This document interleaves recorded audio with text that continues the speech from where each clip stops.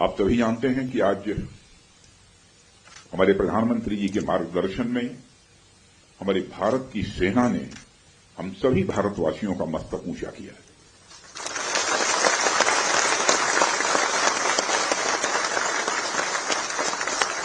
इसलिए मैं चाहता हूं कि एक बार अपने स्थान पर खड़े हो जाएं और मैं नारे लगाऊंगा हमारे देश के सेना के जवानों के सम्मान में।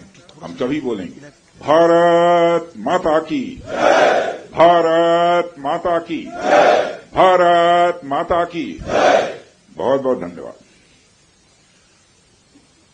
साथियों, जैसी कि आप सबको जानकारी है कि कल रात हमारी भारतीय सेनाओं ने अपने अद्भुत शौर्य और पराक्रम का परिचय देते हुए एक नया इतिहास रच दिया है।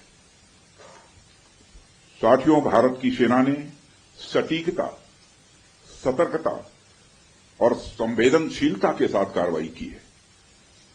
हमने जो लक्ष्य तय किए थे उन्हें ठीक समय तय योजना के अनुसार सटीकता से उन्होंने ध्वस्त किया है और किसी भी नागरिक ठिकाने, सिविलियन पॉपुलेशन को जरा भी प्रभावित न होने देने की संवेदनशीलता भी हमारी सेना ने दिखाई है।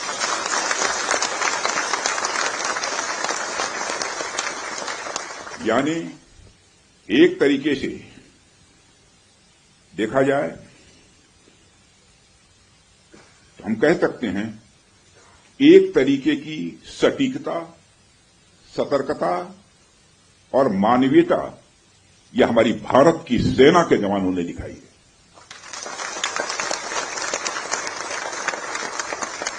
जिसके लिए मैं हमारे सेना के जवानों और अधिकारियों को पूरे देश की ओर से मैं साधुवाद देता हूं और सेना को संपूर्ण संबल प्रदान करने के लिए अपने प्रधानमंत्री माननीय नरेंद्र मोदी जी को भी मैं साधुवाद देता हूं।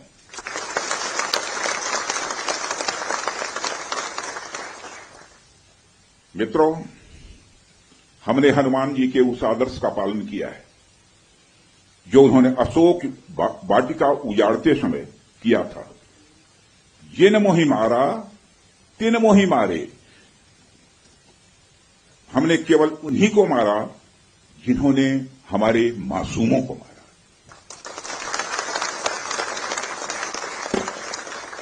साथियों, प्रधानमंत्री श्री नरेंद्र मोदी के नेतृत्व में हमारी सेनाओं ने ऑपरेशन सिंदूर लॉन्च करके पहले की तरह ही इस बार भी आतंकियों को ट्रेनिंग देने वाले कैंप्स को तबाह करके करारा जवाब दिया है। भारत ने अपनी सरजमी पर हुए हमले का जवाब देने के लिए अपने राइट टू रेस्पॉन्ड का इस्तेमाल किया है और हमारी यह कार्रवाई बेहद सोच समझकर सधे हुए तरीके से की गई है। आतंकियों के हौसले पस्त करने के उद्देश्य से यह कार्रवाई महज उनके कैंप्स और इंफ्रास्ट्रक्चर तक ही सीमित रखी गई है। मैं पुनः हमारे आर्म्ड फोर्सेस के शौर्य को मैं नमन करता हूं। साथियों, आज बॉर्डर रोड ऑर्गेनाइजेशन के 66वें फाउंडेशन डे पर आपके बीच उपस्थित होना मेरे लिए गौरव का विषय है और यह खुशी की बात है कि आज इस इम्पोर्टेंट डे पर बीआरओ द्वारा निर्मित 50 इंफ्रास्ट्रक्चर प्रोजेक्ट्स का उद्घाटन करने का अवसर भी हमें प्राप्त हो रहा है। मैं आप सभी का आभार व्यक्त करता हूं कि आपने मुझे यहां आमंत्रित किया है। साथियों, किसी भी संस्थान के लिए उसका फाउंडेशन डे यह बहुत ही महत्वपूर्ण हुआ करता है। वैसे भी 65 वर्षों की आपकी जो यात्रा रही है वो बेहद गौरवशाली रही है। इसलिए आज का दिन उस गौरवमयी यात्रा को याद करने का दिन है।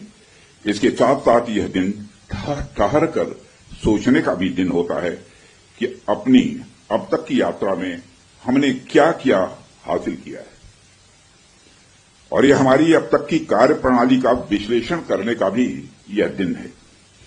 साथ ही यह एनालिसिस करने का भी दिन है कि भविष्य में हमारी राह क्या होनी चाहिए। साथियों, मैं देख पा रहा हूं कि वीडियो कॉन्फ्रेंसिंग के माध्यम से देश के अलग अलग क्षेत्रों से हमारे कई साथी जुड़े हुए हैं।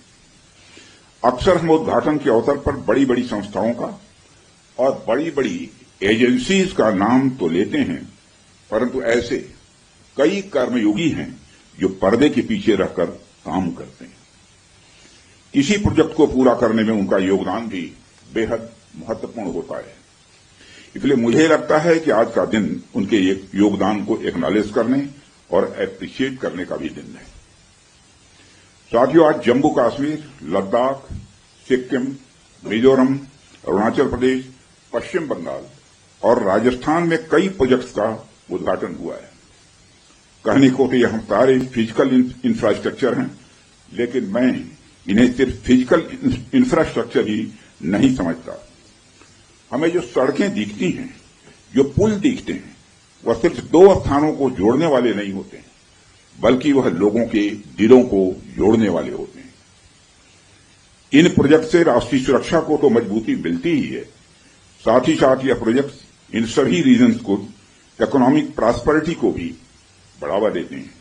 यह तमाम प्रोजेक्ट इन क्षेत्रों में ट्रांसपोर्टेशन, टूरिज्म और इकोनॉमिक एक्टिविटी को बढ़ावा देंगे, जिससे निश्चित रूप से यहां के निवासियों की आय में वृद्धि होगी, उनकी क्वालिटी ऑफ लाइफ में भी इम्प्रूवमेंट होगा और इन क्षेत्रों में समृद्धि आएगी, यानी प्रॉस्पेरिटी आएगी।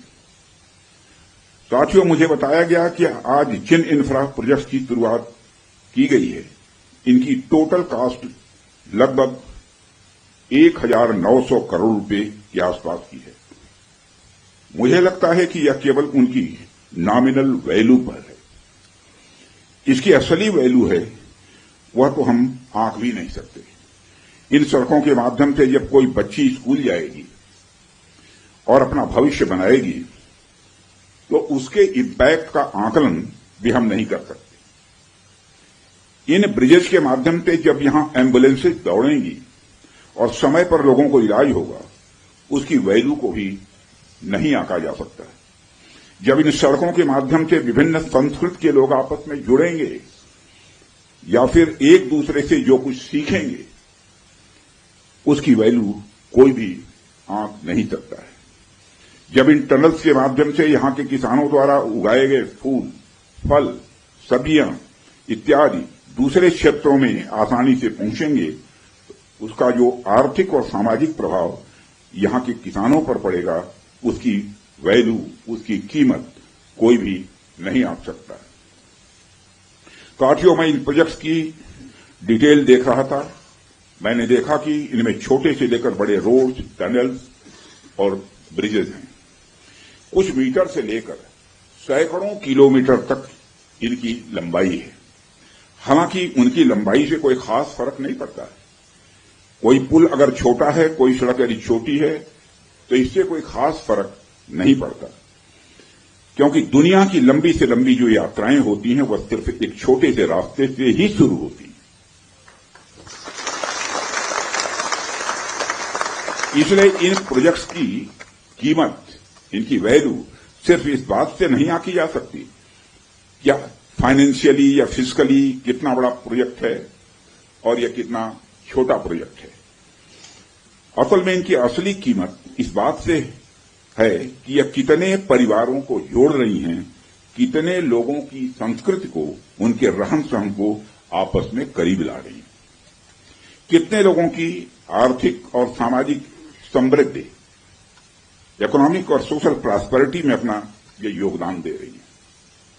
यह प्रोजेक्ट्स लोहे, कंक्रीट या कोलतार से बनी हुई एक संरचना भर नहीं है, बल्कि यह एक कमिटमेंट है, यह एक प्रतिबद्धता है सीमावर्ती क्षेत्र के विकास का। यह एक रिजॉल्व है, यह एक संकल्प है बॉर्डर एरियाज में क्वालिटी इंफ्रास्ट्रक्चर बिल्ड करने का। यह एक दृढ़ निश्चयता का डिटर्मिनेशन है लोगों के दिलों को जोड़ने का।